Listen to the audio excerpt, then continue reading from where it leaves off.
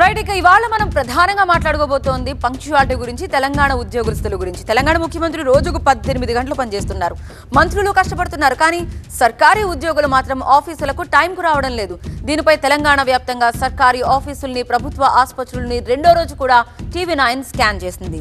అయితే TV9 fact check కథనాలకు Telangana ప్రభుత్వ ఉద్యోగుల్లో కదలికొచ్చింది. మంత్రుల వరుస తనిఖీలు, TV9 ఫ్యాక్ట్ చెక్ కథనాలకు స్పందించిన అధికారులు ఉద్యోగులను కూడా అలర్ట్ చేశారు.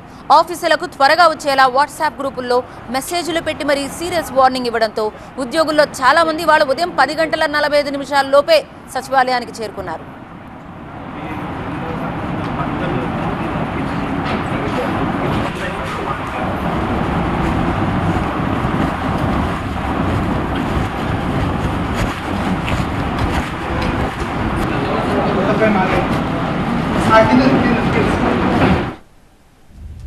సో హైదరాబాద్లోని ప్రభుత్వ ఉద్యోగుల్లో కొంతవరకు మార్పు వచ్చిన జిల్లాలోని గవర్నమెంట్ ఎంప్లాయీస్ తీరు మాత్రం ఇంకా మార్పు రాలేదు. రెండో రోజు కూడా ప్రభుత్వ ఆఫీసుల్లో సేమ్ సీన్ కనిపించింది. వరంగల్, ఆదిలాబాద్, నల్గొండ, నిజామాబాద్ జిల్లాలో ఉదయం 10:30కు ఉద్యోగులతో నిండిపోవాల్సిన ఆఫీసుల్లో ఖాళీ కుర్చీలు కనిపించాయి. హన్మకొండ కలెక్టర్ ఆఫీసులో కూడా సమయ పాలన కనిపించలేదు. ఉదయం 11 దాటినా కొందరు అధికారులకు డ్యూటీ గుర్తుకు రాలేదు. ఇంకా ఆదిలాబాద్ పరిస్థితి కూడా అలాగే ఉంది. అక్కడ జిల్లా కలెక్టర్ కూడా వెళ్ళింది TV9, అయితే అక్కడ కూడా అదే పరిస్థితి కనిపించింది. ఉదయం 10:30కు ఉద్యోగులతో నిండిపోవాల్సిన ఆఫీసుల్లో ఖాళీ కుర్చీలు కనిపించాయి. బయోమెట్రిక్ లేకపోవడం, రిజిస్టర్లలో సంతకాలు చేస్తుండటంతో ఎవరి కుదిరిన టైంకు వాళ్ళు వస్తున్నట్లుగా కనిపిస్తోంది. ఇవాళ ఉదయం 10:30 సెక్రటేరియట్ కు ఉద్యోగులు మందకొడిగా చేరుకున్నారు. అప్పటికి 20% మాత్రమే అటెండ్ అయ్యారు. ఇవాళ ఉదయం సెక్రటేరియట్ లో ఉద్యోగుల హాజరుపై మరింత సమాచారం మా సీనియర్ కరెస్పాండెంట్ ప్రభాకర్ అందిస్తారు. ఈరోజు 10:30 అవుతుంది. ఇంకా కూడా చూడొచ్చు, గేట్ దగ్గర చాలా మందకోడిగా మాత్రమే ఉద్యోగులు వస్తూ ఉన్నారు. ఇప్పటికే చాలా తక్కువ, కేవలం 20% వరకు మాత్రమే లోపలికి వెళ్ళారు ఉద్యోగులు. ఒక్కొక్కరుగా మెల్లగా మాత్రమే వస్తున్నారు. ఒక్కసారి మనం చూస్తే ఇప్పుడు బస్సు వచ్చింది. 10:35 అవుతుంది. ఈ బస్సు వచ్చిన తర్వాత ఇంకా 3-4 బస్సులు రావాల్సి ఉంది. అంటే అవి వచ్చే వరకు వెయిట్ చేయాల్సి ఉంది. ఆ బస్సులు దాదాపు 11-15 వరకు వస్తాయి. చూడొచ్చు ఎంత ఆరాంగా ఉద్యోగులు ఆఫీసులకు చేరుకుంటున్నారో చూడొచ్చు. 10:35 కూడా ఇంకా పూర్తి స్థాయిలో ఉద్యోగులు విధులకు రాని పరిస్థితి అయితే మనకు కనిపిస్తుంది. 11:35 నిన్న TV9 టైం చెకింగ్లో మనకు అర్థమైంది.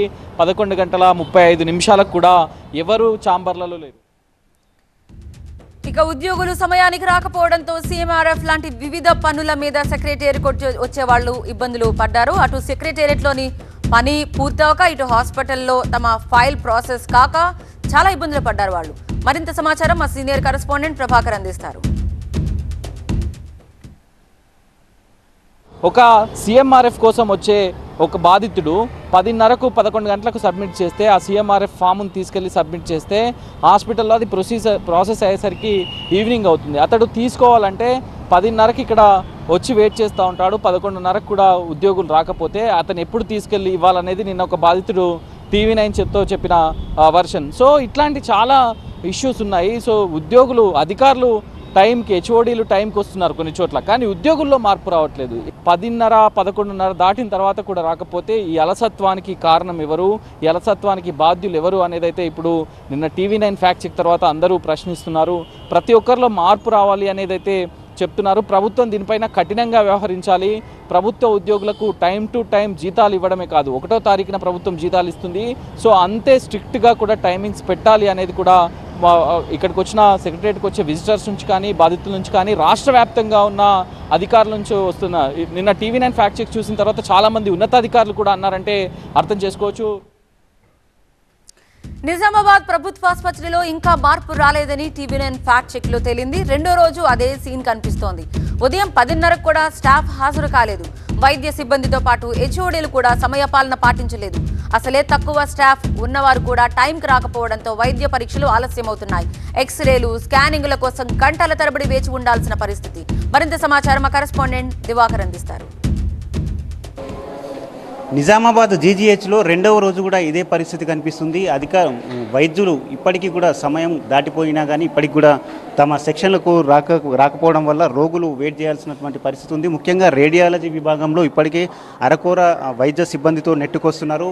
అసోసియేట్ ప్రొఫెసర్తో పాటు ఇక్కడ ఉండాల్సినటువంటి రేడియాలజిస్టులు లేకపోవడంతో స్కానింగ్ కోసం దూర ప్రాంతాల నుంచి వచ్చిన వారు ఇబ్బందులను ఎదుర్కొంటున్నారు. చెప్పండి అమ్మా, మీరు ఎక్కడి నుంచి వచ్చారు, ఎప్పుడు వచ్చారు? బైంస నుంచి వచ్చినాం మేము, ఇంకా రాలేదు, వెయిటింగ్ చేస్తున్నాం మేము. ఏమైంది, దేనికోసం వచ్చారు మీరు, ఏం ప్రాబ్లం? ఛాతీలో గడ్డ అని వచ్చినాం, ఇంకా రాలేదు, వెయిటింగ్ చేస్తున్నాం. ఇది అంటే 24 గంటలు అందుబాటులో ఉండాల్సినటువంటి వైద్య సిబ్బంది, ఆపరేటర్లు, ఇక్కడ ఉన్నటువంటి టెక్నీషియన్లు కూడా ఎవరు కూడా లేకపోవడంతో ఇక్కడనే వేచి చూడాల్సినటువంటి పరిస్థితి ఉంది.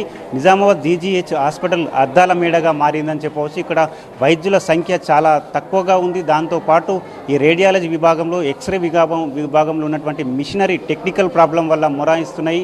వాటికి కావాల్సినటువంటి ఎక్స్రే షీట్లు కూడా లేకపోవడంతో ఇక్కడికి వస్తున్నటువంటి రోగులను ఇతర ప్రైవేట్ ఆసుపత్రులకు పంపిస్తున్నటువంటి పరిస్థితి ఉంది. రెండో రోజు కూడా మనం ఇదే తరహా పరిస్థితి ఇక్కడ స్పష్టంగా కనిపిస్తుంది. కెమెరా పర్సన్ అరవింద్తో దివాకర్, టీవీ9 నిజామాబాద్. అడవుల జిల్లా ఆదిలాబాద్ కలెక్టరేట్ లో ఆఫీస్ కు లేట్ గా రావడం అనే కార్యక్రమం రెండో రోజు కూడా కొనసాగింది. ఇవాళ ఉదయం 10:30కు అక్కడ పరిస్థితి ఎలా ఉందో మా కరెస్పాండెంట్ నరేష్ వివరిస్తారు. జిల్లా కలెక్టరేట్లో ఆదిలాబాద్ అనగానే అడవుల జిల్లా అట్టడుగున ఉంది, అభివృద్ధికి దూరంగా ఉందని చెప్తారు. కానీ జిల్లా యంత్రాంగం ఆతీర్ణ పనిచేస్తే, పూర్తి స్థాయిలో పనిచేస్తే వెనుకబడి ఉండాల్సిన పరిస్థితి లేదు. ఇప్పుడు మనము అటెండెన్స్కి సంబంధించిన షీట్లు చూస్తున్నాం, ఏదైతే రిజిస్టార్కి సంబంధించి. ఇంకా కొంతమంది రాని పరిస్థితే కనిపిస్తుంది. అటెండెన్స్లో ఇక్కడ ఎఫ్సిఎస్ సెక్షన్కు సంబంధించిన అటెండెన్స్ ఫామ్స్ చూస్తున్నాం. దాంట్లో దీనికి సంబంధించి ఇప్పటి వరకు వచ్చిన వాళ్ళు 3 కనిపిస్తున్నారు. 1, 2 ఇద్దరు మాత్రమే కనిపిస్తున్నారు. ఇంకా 1, 2, 3, 4, 5, 8 మంది రావాల్సి ఉంది. ఈ విధంగా ఒక్కొక్క సెక్షన్కు చూసుకున్నట్లయితే ఒకసారి మనము కీలకమైన సెక్షను ప్రత్యుత్తరాల సెక్షన్కు సంబంధించి ఖాళీగానే దర్శనమిస్తుంది. మరోవైపు బి సెక్షన్కు సంబంధించి ఏదైతే అకౌంట్ సెక్షన్ ఉంటుందో అకౌంట్ సెక్షన్లో కూడా పూర్తిగా ఒకరిద్దరు మాత్రమే దర్శనమిస్తున్న పరిస్థితి కనిపిస్తుంది. ఎటు చూసినా కూడా అదే తీరిన పరిస్థితులు ఉన్నాయి. ఎక్కడ చూసినా కూడా అదే పరిస్థితి మనకు క్లారిటీగా కనిపిస్తున్న పరిస్థితులు కనిపిస్తున్నాయి. ఇంకా కొన్ని విభాగాల్లో ఖాళీగానే ఉన్న సిచ్యువేషన్ ఉంది. A2 సెక్షన్కు సంబంధించి మనం విజువల్లో చూపించే ప్రయత్నం చేస్తున్నాం. ఒకరిద్దరు మాత్రమే ఇన్ టైంలో హాజరయ్యారు. 1, 2, 3, 4 మీకు చైర్లు కరెక్ట్గా చూడొచ్చు. చైర్లలో ఇంకా ఇన్ టైంలో రాని పరిస్థితి కనిపిస్తుంది. 10:30 దాటి 10:45 వరకు వెళ్తున్నాం. అయినా కూడా పూర్తిగా ఖాళీగానే దర్శనమిస్తున్న పరిస్థితులు కనిపిస్తున్నాయి. ఇది జిల్లా యంత్రాంగానికి సంబంధించి అడవుల జిల్లా ఆదిలాబాద్లో అభివృద్ధికి దూరంగా ఉందని చెప్తున్న ప్రాంతంలో జిల్లా యంత్రాంగం సమయపాలన పాటించాల్సిన సిబ్బంది ఇంకా సమయపాలన పాటించిన పరిస్థితి కనిపిస్తుంది. ఒకవైపు ముఖ్యమంత్రి 18 గంటలు పనిచేస్తున్నాము, ఇంకా పోటీ పడాలి, అభివృద్ధి చెందించాలి, తెలంగాణను ముందుకు తీసుకువెళ్లాలని చెప్తున్న సమయంలో ఆదిలాబాద్ జిల్లాకు సంబంధించిన వాళ్ళు మాత్రం ఇంకా నిర్లక్ష్యంగానే వ్యవహరిస్తున్న పరిస్థితి కనిపిస్తుంది. ఇక హన్మకొండకు వద్దాం. ఇక్కడ కలెక్టరేట్ లో ఇవాళ ఉదయం 11 గంటలు దాటిన ఉద్యోగులు ఇంకా వస్తూనే ఉన్నారు. ఒక్కసారి అక్కడ నుంచి డీటెయిల్స్ అందించడానికి మా ప్రతినిధి పెద్దీష్ సిద్ధంగా ఉన్నారు.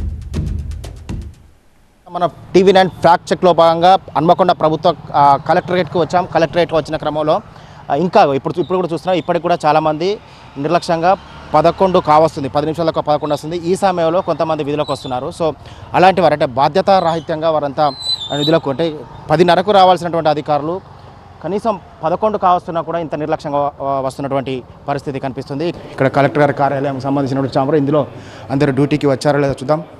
ఇక్కడ చూస్తే చాలా వరకు అన్నీ ఇంకా ఖాళీ కుర్చీలు కనిపిస్తున్నాయి. సిబ్బంది వచ్చారా లేరా ఇప్పుడు ఎవరు స్టాఫ్ లేరా వీళ్ళంతా? అంటే ఖాళీ కుర్చీలు చాలా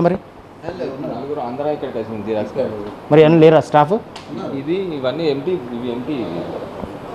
సో ఇది కలెక్టరేట్లో ఉన్నటువంటి పరిస్థితి. సో ఇప్పటికీ కూడా ఇంకా కొంతమంది 11 కావస్తుంది. ఇప్పుడిప్పుడే సిబ్బంది కొంతమంది అయితే డ్యూటీలకు వస్తున్నారు. ప్రజలు అంటే వాళ్ళంతా 10:30కు సిబ్బంది ప్రభుత్వ కార్యాలయాలకు వస్తారని చెప్పి ఆరాటంతో వారంతా ప్రజలు పరుగులు పెడుతూ వస్తున్నారు. కానీ సిబ్బంది సకాలంలో రాకపోవడంతో ప్రజలకు ఇబ్బందులు తలెత్తడం లేదు. ఈరోజు 11 గంటల సేవలు